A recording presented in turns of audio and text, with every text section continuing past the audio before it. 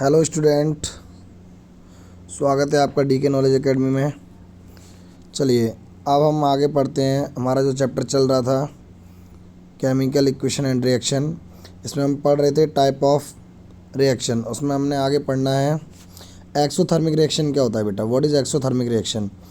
An exothermic reaction process released a heat. जहाँ पर देखो बहुत सिंपल सी बात है, जहाँ पर हीट रिलीज़ होती है, ऐसी इक्वेशन या ऐसी रिएक्शन जहाँ पर क्या होती है, हीट रिलीज़ होती है। रिलीज़ मतलब निकलना, वो क्या कहलाती है? एक्सोथर्मिक कहलाती है। क्या कहलाती है? एक्सोथर्मिक रिएक्शन कहलाती है। And cause of temperature of देखो इमीडिएट सराउंडिंग टू राइज। यहाँ पर जो आपका टेम्परेचर होता है ना, वो क्या होता है? इंक्रीज़ होता है, हीट रिलीज़ होती है। एग्जाम्पल के लिए अच्छा आपको एक बात और बताएं, कई बार चैप्टर में क्वेश्चन आ भी चुका है और वो चीज़ यहाँ पर भी दी हुई है। देखो द राइस, जो चावल होते हैं, पटेटो एंड द ब्रेड, हम जो खाना यानी भोजन जो करते हैं, रोटी वगैरह, ठीक है, bread, we eat to contain देखो कार्बोहाइड्रेट। हमें क्या करते हैं, ये हमको क्या देते हैं? कार्बोहाइड्रेट्स प्रोवाइड करते हैं। क्या करते हैं? कार्बोहाइड्रेट प्रोवाइड्स कराते हैं, यानी हमको एनर्जी देते हैं। These carbohydrates are broken down into form of glucose, यानी किसके फॉर्म में टूटते हैं? ग्लूकोज के फॉर्म में। यानी जब हम भोजन करते हैं, ये क्या करते हैं? ग्लूकोज के फॉर्म में, यानी एनर्जी के फॉर्म में कार्बोहाइड्रेट्स क्या हो जाते हैं? टूट जाते हैं। This glucose combine with oxygen in the cells of our body. ये ग्लूकोज जो आप ब्रोकन डाउन हुआ है, ये हमारी बॉडी के अंदर, ब्लड के अंदर क्या करता है? एंट्री करना स्टार्ट कर देता है, राइट, कंबाइन होने लगता है। प्रोवाइड एनर्जी, और हमको क्या कराता है? एनर्जी प्रोवाइड कराता है। ओके, आगे देखिए। The special name of the reaction is respiration is. अच्छा, रेस्पिरेशन तो आप अच्छे से जानते ही हो, ये रिएक्शन क्या कहलाती है? रेस्पिरेशन। इसके लिए मैंने अलग से टॉपिक बनाया हुआ है, आप वहाँ जाके देख सकते हैं, ठीक है। ये पूरी प्रोसेस क्या कहलाती है? रेस्पिरेशन कहलाती है। इज यानी आपको अगर क्वेश्चन पूछा जाता है तो आप ये ध्यान रखें कि जो रेस्पिरेशन है आपका, वो आपकी एक कैसी रिएक्शन है? Exothermic reaction. और ये क्वेश्चन कई बार एग्जाम में पूछा गया है, ठीक है। ओके, आगे देखिए क्या दिया हुआ है। अब इसी के अपोजिट में चलते हैं एंडोथर्मिक रिएक्शन के ऊपर। किसके ऊपर? एंडोथर्मिक रिएक्शन के ऊपर। अगर आप इसका फॉर्मूला देखना चाहो एक्सोथर्मिक का, तो वो भी आप चाहे देख सकते हैं। जो हम भोजन करते हैं, देखो C6H12O6, यानी ग्लूकोज फॉर्म। ओके, ऑक्सीजन के साथ घुला। किसके साथ घुला? ऑक्सीजन के साथ। हमारी बॉडी के अंदर गया और वहाँ से निकलता क्या है? कार्बन डाइऑक्साइड, CO2, जो हम सांस के रूप में बाहर छोड़ते हैं। ओके, और प्लस में क्या बचता है आपका? वाटर, और हमें मिलता क्या है? एनर्जी। यानी यहाँ पर हीट रिलीज़ हो रही है। क्या हो रही है? हीट रिलीज़ हो रही है। इसी पूरी प्रोसेस को, इसी के रिएक्शन को क्या कहा जाता है? Exothermic reaction. अब हम बात करते हैं इसके अपोजिट एंडोथर्मिक रिएक्शन की। एंडोथर्मिक रिएक्शन क्या होता है? एंड रिएक्शन, देखो एंडोथर्मिक प्रोसेस एब्जॉर्ब हीट, जहाँ पर हीट को क्या करते हैं? एब्जॉर्ब करते हैं, अवशोषित करते हैं, ठीक है। एंड कूल्स द सराउंडिंग, और उसमें क्या होता है?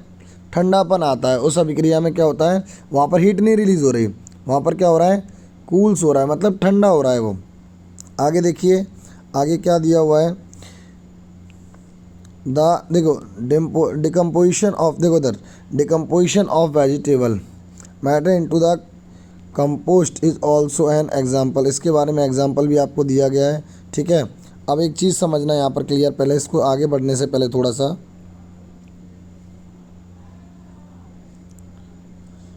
चलिए अब हम अपना अगला टॉपिक पढ़ते हैं जिसका नाम है कोरिजन। कोरिजन क्या? देखिए समझिए, ये एक ऐसी प्रोसेस है, ये पहली बात तो एक स्लो प्रोसेस है। कैसी प्रोसेस है?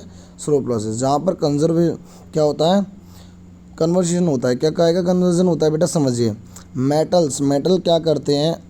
ऐसे कुछ कंपाउंड के साथ रिएक्ट करने लगते हैं, जैसे ऑक्सीजन, वाटर, एसिड और अदर गैसेस के साथ रिएक्ट करके क्या करने लगते हैं? उसके ऊपर एक लेयर बना लेते हैं। क्या बना लेते हैं? किसी भी मेटल के ऊपर एक लेयर बना लेते हैं। इसे क्या कहते हैं? कोरिजन कहा जाता है। रस्टिंग इसी का एक फॉर्म है। जिसे आप जंग लगना भी कहते हो, किसी धातु का क्षय होना कह सकते हो।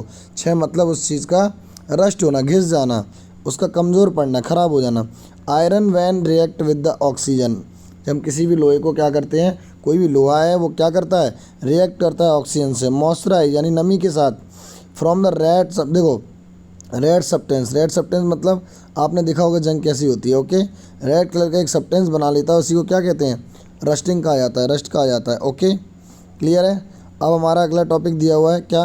रेंसिडिटी। रेंसिडिटी क्या होता है? आप लोगों ने एक चीज़ देखी होगी, जनरली नोटिस की होगी कि जो चिप्स वगैरह आते हैं, हमारे चिप्स के पैकेट हैं, कुरकुरे वगैरह जो हमारे पैकेट, ऑयली फूड्स, हम अपने यहाँ पर अगर चिप्स वगैरह बनाते हैं तो कम टाइम में क्या हो जाते हैं, ख़राब हो जाते हैं, 2 दिन में या 3 दिन में। लेकिन आप दुकानों पर जाके देखेंगे, वहाँ पर लंबे समय तक पैकेट में चिप्स वगैरह और जो कुरकुरे वगैरह अन्य खाने वाली जो चीज़ें आती हैं, अदर्स फूड जो आता है, वो सारा का सारा क्या है, सेव रखा रहता है। उसका रीज़न क्या है?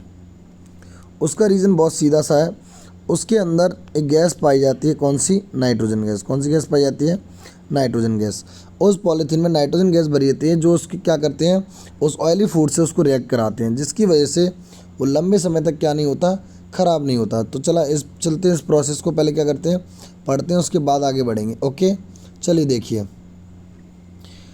The taste and the odour of the food materials containing fat and the oil changes, यानी जो फैट वाले, ऑयल वाले जितने भी फूड्स होते हैं, उनके टेस्ट और कलर दोनों क्या हो जाते हैं, चेंज हो जाते हैं।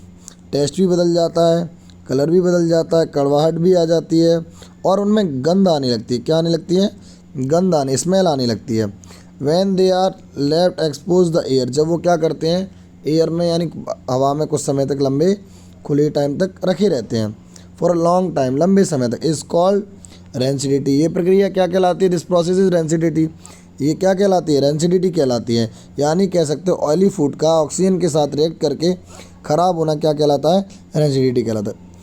This is the cause due to the oxidation. ये कौन सी रिएक्शन की वजह से हुआ है? जो ऑक्सीजन के साथ इसने रिएक्ट किया, ऑक्सीडेशन किया of the fat and the oil present in the food material. किसने? जो उसके अंदर, फूड्स के अंदर, मटेरियल के अंदर जो भी क्या था, ऑयल था, फैट था, उसने रिएक्ट किया किसके साथ? ऑक्सीजन के साथ। ओके, आगे देखिए। अब ये कई कई तरीके से रिएक्ट करता है। ओके, और इसके लिए थोड़ा हमें ये भी समझना पड़ेगा, एक सेकेंड, देखिए दिया हुआ है, storing food the tight content by the freshing air. देखो इधर, यहाँ पर क्या करते हैं, और वो कौन सी फ्रेशिंग एयर? नाइट्रोजन, यानी नाइट्रोजन का फ्लश कराया जाता है जितने भी ऑब्जेक्ट होते हैं। ये लिखा हुआ है, कभी भी आप कभी भी किसी भी फूड को, ऑयली फूड को क्या करते हैं, स्टोर करते हैं, उसके लिए आपको फ्लशिंग करानी पड़ेगी। कौन सी एयर की? नाइट्रोजन एयर की, वो भी टाइट पैकेट्स में। क्यों? क्योंकि उसमें क्या होगा, एयर बाहर नहीं निकलेगी, और जितना ज़्यादा ऑयली फूड्स किसके संपर्क में रहेंगे, किसके कांटेक्ट में रहेंगे, नाइट्रोजन के में, उतना ज़्यादा वो क्या रहेंगे, सेव रहेंगे। ओके, चलिए आगे देखते हैं।